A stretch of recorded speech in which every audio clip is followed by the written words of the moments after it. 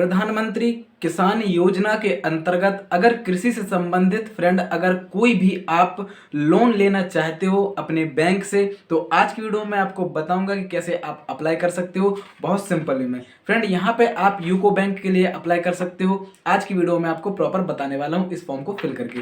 तो इस particular form को कैसे फिल करना है, कौन कौन से डॉक्यूमेंट लगेंगे, कंप्लीट प्रोसेस क्या है, आज की वीडियो में हम प्रॉपर बात करने वाले हैं। फ्रेंड वीडियो बहुत हेल्पफुल होने वाली है, इसलिए मेरी आपसे एक छोटी सी गुजारिश है, आपको अपने चैनल को सब्सक्राइब कर लेना है और वीडियो को लाइक कर लेना है, क्योंकि ऐसे ही हेल्पफुल कंटेंट मैं आप सभी के साथ शेयर करता रहता हूं। चलिए फ्रेंड शुरू करते हैं। तो फ्रेंड अगर आप अपने यूको बैंक से एग्रीकल्चरल लोन के लिए अप्लाई करना चाहते हो, तो आज की वीडियो में आपको बताऊंगा कि आप कैसे अप्लाई कर सकते हो। फ्रेंड अप्लाई करने के लिए आपको इस पर्टिकुलर फॉर्म की ज़रूरत पड़ेगी। ये फॉर्म आपको आपकी बैंक ब्रांच में भी मिल जाएगा और आप चाहो तो इसको गूगल से भी डाउनलोड कर सकते हो।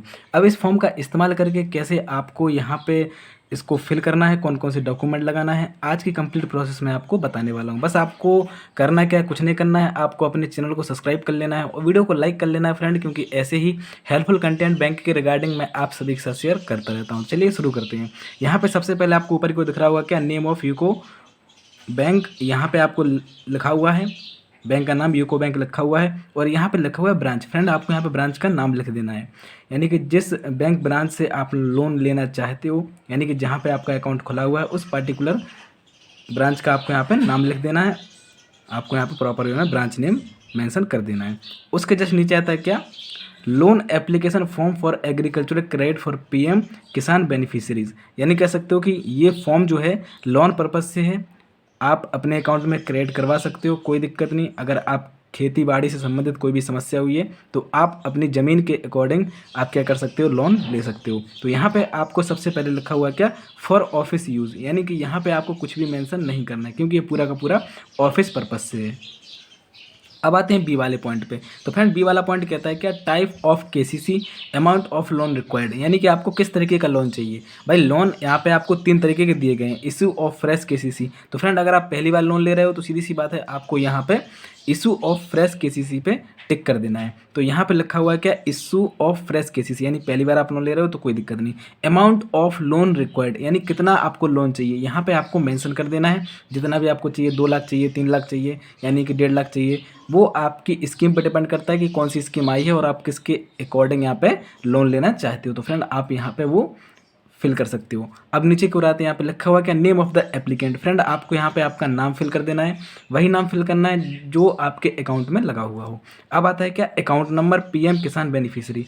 अगर आपका पीएम किसान बेनिफिशियरी के संबंधित कोई भी अकाउंट है तो आपको यहाँ पे अकाउंट नंबर फिल कर देना है। प्रॉपर वे में आपकी पासबुक में अकाउंट नंबर दिया गया होगा। उसके नीचे आता है, देखिए यहाँ पे दिया गया है क्या, आपको योजनाएं दी गई हैं, नेम ऑफ स्कीम। यहाँ पे आपको 2 स्कीम दी गई है। पहला दिया गया प्रधानमंत्री सुरक्षा बीमा योजना, यानी PMSBY। यहाँ पे एनुअल प्रीमियम कितना है, ₹12 का है और सम एश्योर्ड यानी कितना मिलेगा आपको, ₹2 लाख के समथिंग का है। यहाँ पे अब अगर आप ये चाहते हो, इस स्कीम को लेना चाहते हो फ्रेंड, तो यहाँ पे आप यस पे टिक कर सकते हो, नहीं चाहते हो तो आप इसको खाली छोड़ दीजिए। अब आता है दूसरा।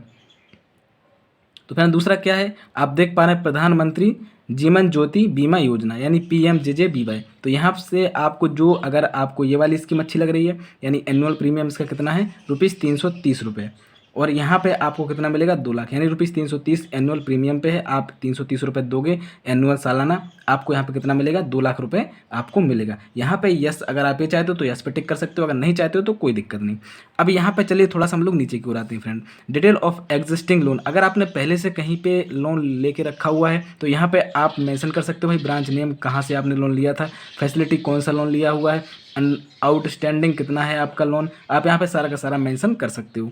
Particular of total land holding, या अब आपसे पूछ रहा है कि भाई आपका जो गांव है, यानी कि आपकी जो ज़मीन है वो कितनी है, आपसे यहाँ पे पूरा डिटेल पूछा है। नेम ऑफ द विलेज, आपको यहाँ पे गांव का नाम मेंशन करना है फ्रेंड, और यहाँ पे सर्वे का सीरियल नंबर, यानी कि जो सर्वे होता है गाँव में जो पूछते हैं उसका एक नंबर होता है फ्रेंड, वो आपका मेंशन कर देना। अगर आपको नहीं पता तो आप अपने प्रधान से पूछ सकते हैं, उसको सब पता होता है। यहाँ पे आता है टाइटल, भाई यहाँ पे ओन्ड, आपके पास खुद की ज़मीन है, लीज्ड यानी दूसरे की लेकर आप खेती कर रहे हो, शेयर्ड कॉपर्ड यानी कह सकते हो कि आप बटियाई से कर रहे हो। बटिहारी आप जानते हो फ्रेंड कि बहुत से लोग होते हैं कि दूसरे के यहाँ पे क्या करते हैं, बटिहारी से खेती करते हैं कि भाई आधा तुम ले लेना, आधा हम ले लेंगे, खेती जितना भी उससे अनाज की उपज होती है वो।